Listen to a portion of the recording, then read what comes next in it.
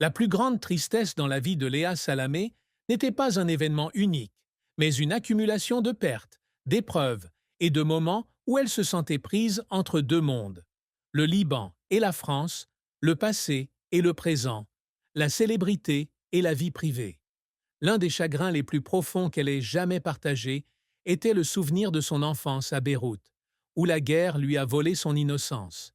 Ayant grandi dans les années 1980, alors que le Liban était en proie à la guerre civile, Léa Salamé a été témoin de bombardements, a entendu des coups de feu devant sa fenêtre et a vécu dans la peur que sa famille puisse disparaître à tout moment.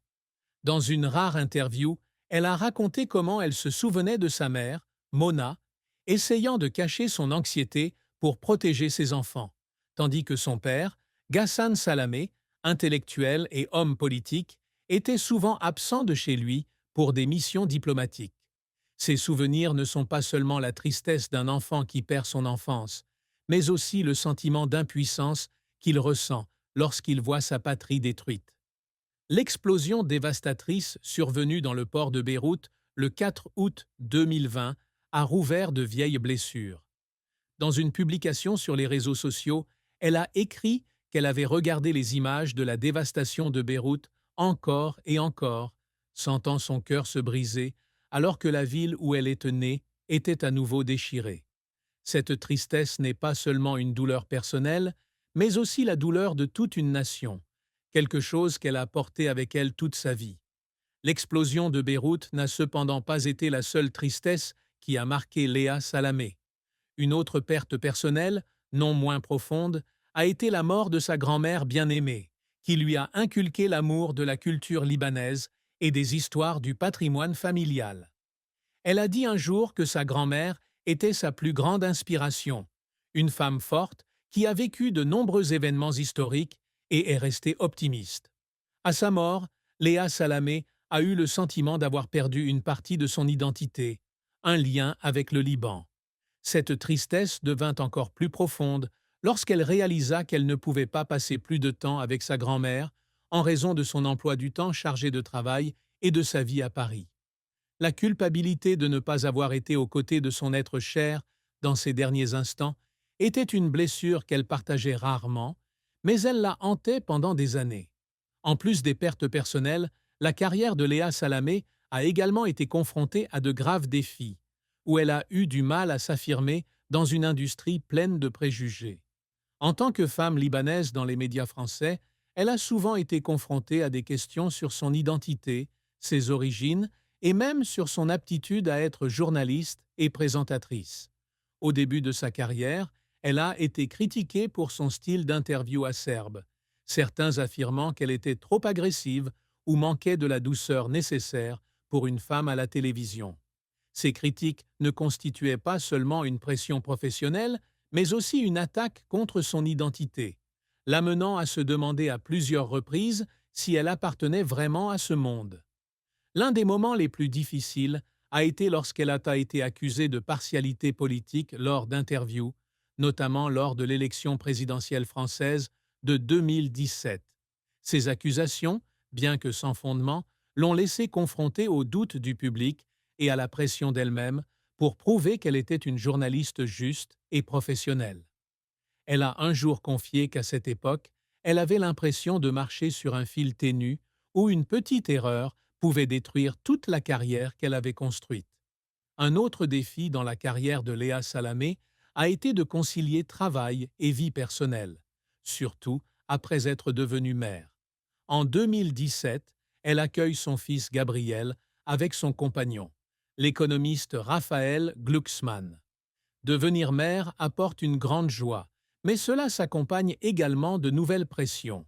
En tant que femme dont la carrière exigeait une présence constante dans les médias, elle se sentait coupable de ne pas pouvoir passer autant de temps avec son fils. Dans une interview, elle a admis un jour qu'il y avait des nuits où elle rentrait tard à la maison, voyait son fils déjà endormi et ressentait une profonde tristesse d'avoir manqué des moments importants de sa vie. La pression de jongler entre ses rôles de journaliste et de mère est un défi qu'elle apprend encore à surmonter et qui l'a amenée à remettre en question ses priorités dans la vie à de nombreuses reprises.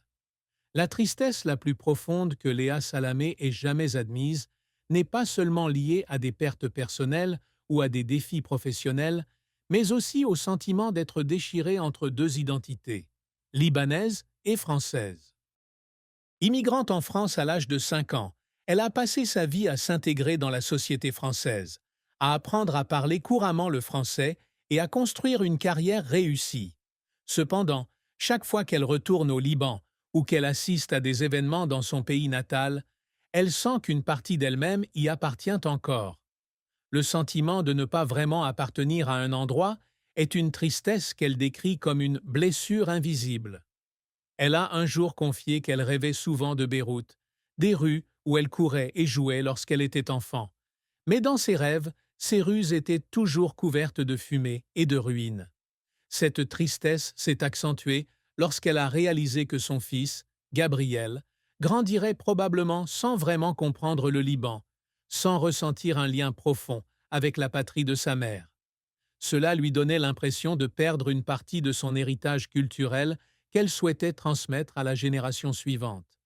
La vie de Léa Salamé a été remplie de tragédies, des souvenirs de la guerre au Liban, aux pressions professionnelles et aux pertes personnelles. Cependant, ce sont ces tragédies qui ont approfondi sa vision d'elle-même et du monde. L'un des moments les plus tristes a été lorsqu'elle a dû faire face à la perte d'un ami proche dans l'industrie des médias, décédé des suites d'une maladie. Le décès de cet ami a été non seulement un choc, mais aussi un rappel de la fragilité de la vie. Elle a déclaré avoir passé des semaines à réfléchir au sens de son travail, se demandant si les interviews et les émissions de télévision étaient vraiment importantes par rapport aux relations personnelles. Cette tristesse l'a motivée à changer son approche du travail, en se concentrant davantage sur la création de contenus significatifs et en apportant une réelle valeur à son public. Une autre tragédie, moins connue, est sa lutte contre l'anxiété au début de sa carrière. Léa Salamé, qui se fixe toujours des normes élevées, se sent souvent obligée d'être parfaite à chaque interview, à chaque émission.